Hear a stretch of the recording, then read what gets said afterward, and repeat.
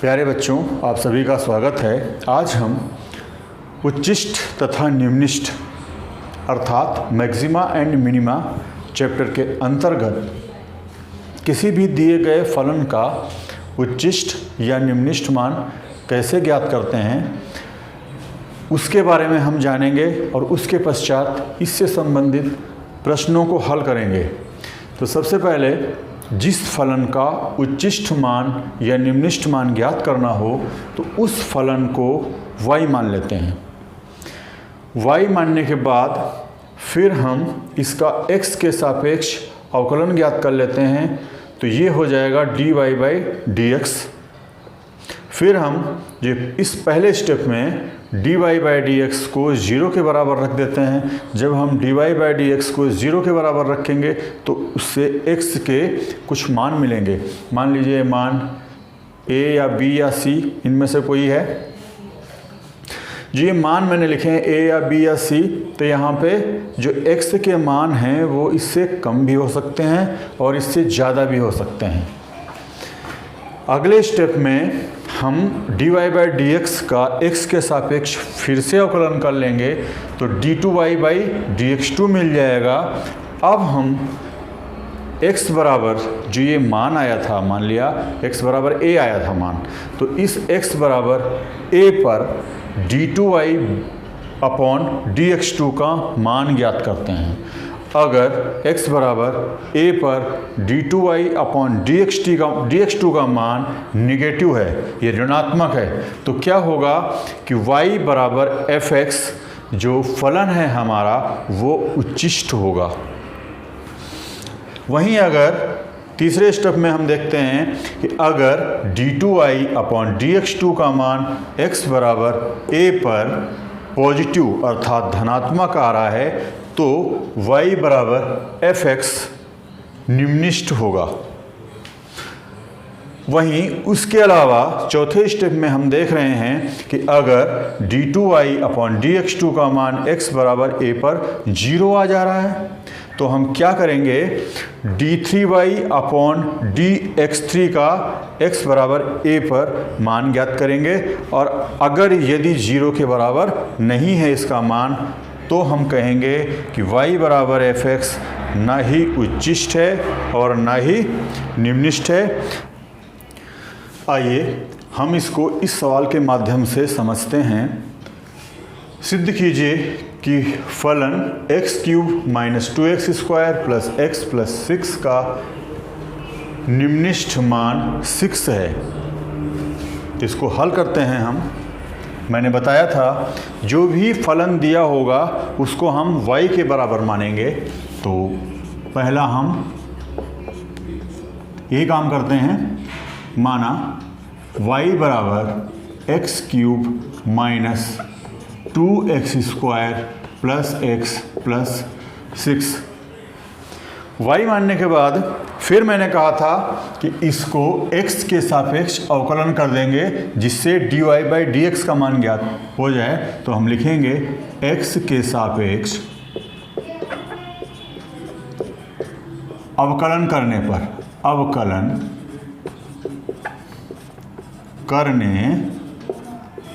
पर जब x के सापेक्ष अवकलन करेंगे तो हमें मिल जाएगा dy/dx बराबर 3x² - 4x + 1।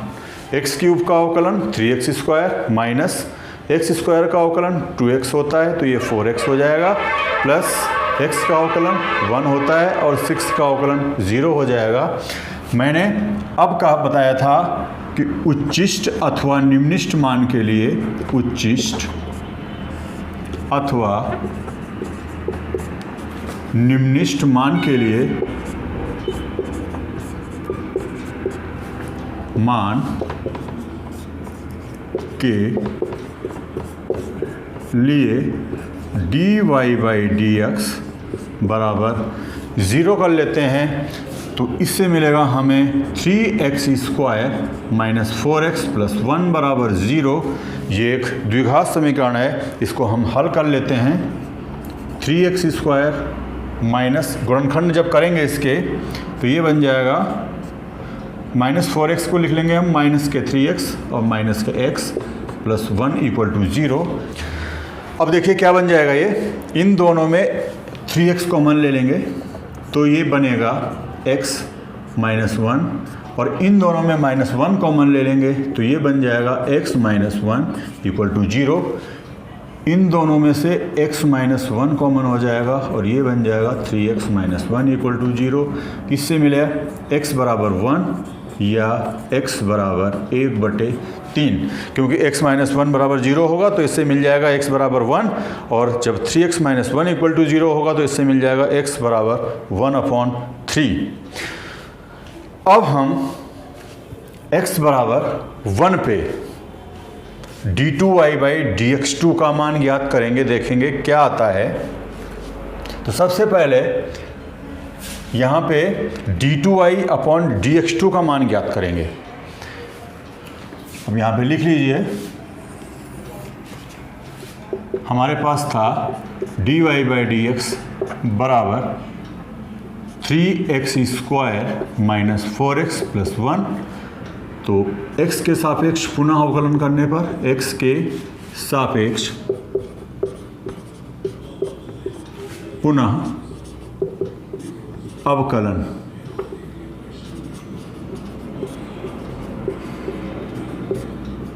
करने पर जब x के सापेक्ष पुनः अवकलन करेंगे तो ये मिल जाएगा d2y/dx2 equal to 6x minus 4। मैंने कहा था d2y/dx2 का मान ज्ञात करने के बाद x बराबर 1 पे इसका मान देखते हैं क्या होगा।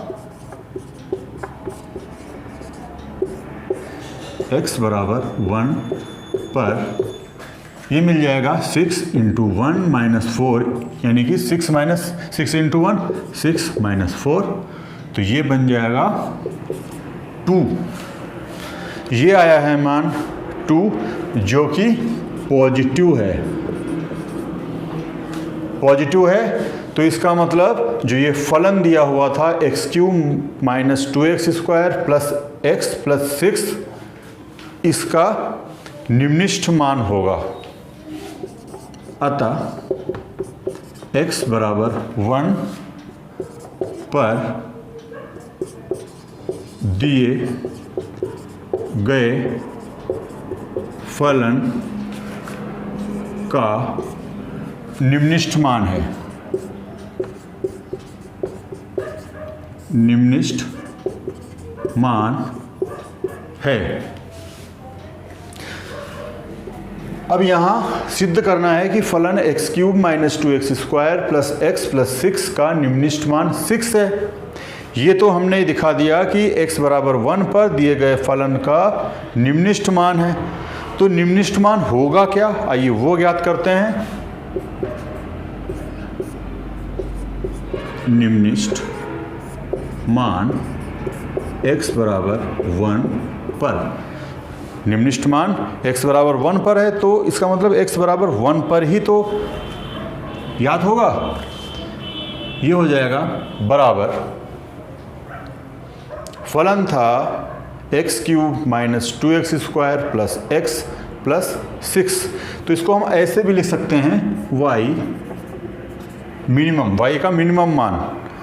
ये हो जाएगा 1 का क्यूब माइनस 2 इंटू 1 का स्क्वायर प्लस 1 प्लस 6, और ये हो गया 1 माइनस 2 प्लस 1 प्लस 6, और ये आ गया 1 प्लस 1 2 हो जाएगा, 2 प्लस 6 8 हो जाएगा, 8 माइनस 2 6 आ जाएगा। तो जैसा कि हमें सिद्ध करना था कि x³ minus 2x² plus x plus 6 का निम्निष्ठ मान 6 है, तो हमारे पास ये है कहने को, अतः x³ minus 2x² plus x plus 6 का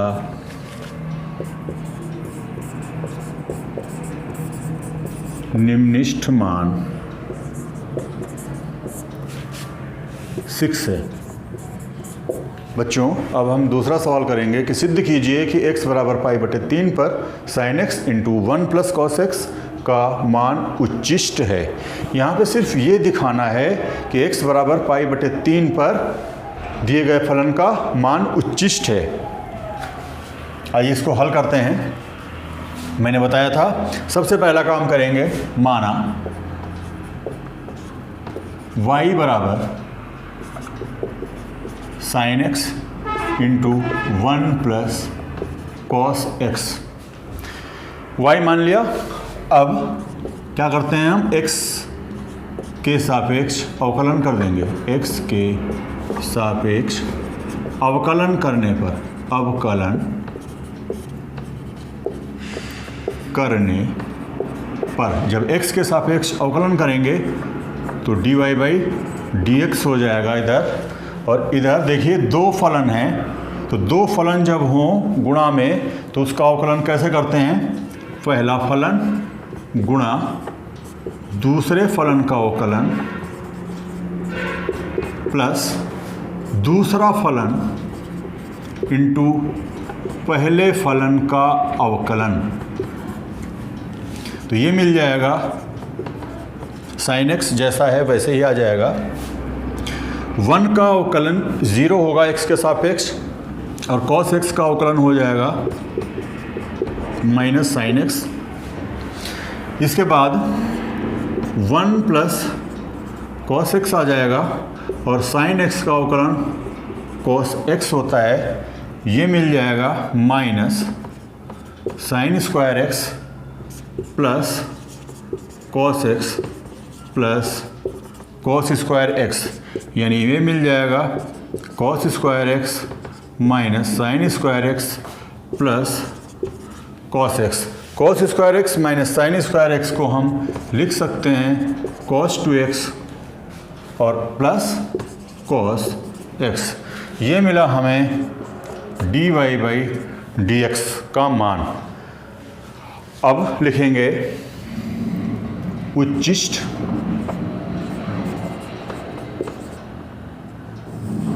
या निम्निष्ठ मान के लिए, जैसा हमने पहले वाले सवाल में किया था बिल्कुल वैसे ही, निम्निष्ठ मान के लिए क्या करते हैं, dy बाई dx बराबर 0 कर देते हैं, यानी क्या मिल जाएगा, cos 2x plus cos x बराबर 0 मिल जाएगा। इससे मिलेगा हमें cos 2x बराबर माइनस cos x, और इससे मिल जाएगा cos 2x बराबर, यहाँ पे माइनस cos x है तो माइनस cos x को हम लिख सकते हैं cos पाई माइनस x, क्योंकि cos 180 माइनस थीटा ये बराबर होता है माइनस कॉस थीटा के। ये फार्मूला आपको याद होना चाहिए। तो ये मिल गया 2x बराबर पाई माइनस x, और इससे 2x प्लस x बराबर पाई मिल गया, यानी कि हमें मिल गया 3x बराबर पाई, यानी कि x बराबर पाई अपॉन 3। देखिए हमें x बराबर पाई बटे 3 पर ये दिखाना है, ये सिद्ध करना है कि दिए गए फलन का मान उच्चिष्ट है। तो x बराबर पाई बटे 3 आ गया है। तो हम अब आगे क्या करेंगे, क्योंकि जैसा पहले सवाल में किया था बिल्कुल वैसे ही करना है। dy बाई dx का मान है cos 2x plus cos x, फिर x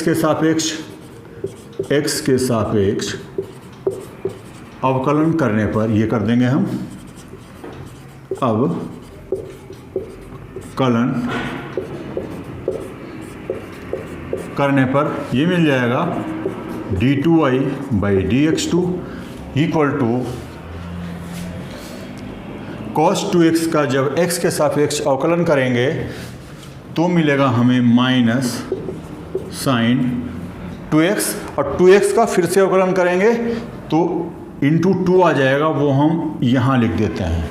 इसी तरीके से cos x का अवकलन करेंगे x के सापेक्ष, यहाँ भी माइनस का साइन x हो जाता है। अब हम d2y/dx2 को लिख सकते हैं। इन दोनों में माइनस कॉमन है तो ये आ जाएगा sine 2x plus sine x। अब x बराबर π/3 पर हमें जांच करनी है, तो ये आ जाएगा x बराबर π/3 पर d2y/dx2 का मान ये हो जाएगा -2 इंटू साइन 2x यानी कि 2π/3 प्लस साइन π/3, ये मिला माइनस ब्रैकेट के अंदर 2 इंटू साइन 2π/3 का मान क्या होता है, वैसे तो याद होना चाहिए, लेकिन अगर याद नहीं है तो साइन 2π/3 की जगह पे लिख सकते हैं साइन पाई माइनस π/3। अब साइन पाई माइनस थीटा होता है साइन थीटा, तो इसकी जगह पे आ जाएगा साइन थीटा यानी कि साइन π/3 प्लस साइन π/3। तो ये मिल गया 2 साइन π/3 प्लस साइन π/3, बाहर से माइनस है तो ये मिला माइनस ब्रैकेट के अंदर 2 साइन π/3 प्लस साइन π/3 की जगह पे लिख सकते हैं 3 साइन π/3 और ये -3 साइन π/3 यानी कि साइन 60, इसका मान होता है √3/2। तो ये आ गया d2y/dx2 का मान x बराबर π/3 पर -3√3/2 जो कि निगेटिव है। और मैंने ये आपको पहले ही बताया है कि अगर d2y/dx2 का मान x बराबर π/3 पर नेगेटिव आ रहा है, इसका मतलब है कि x बराबर π/3 पर दिए गए फलन का मान उच्चिष्ट है। तो यहाँ पे लिख देंगे, अतः x बराबर π/3 पर दिए गए फलन का मान, दिए गए फलन का मान उच्चिष्ट है, उच्चिष्ट है।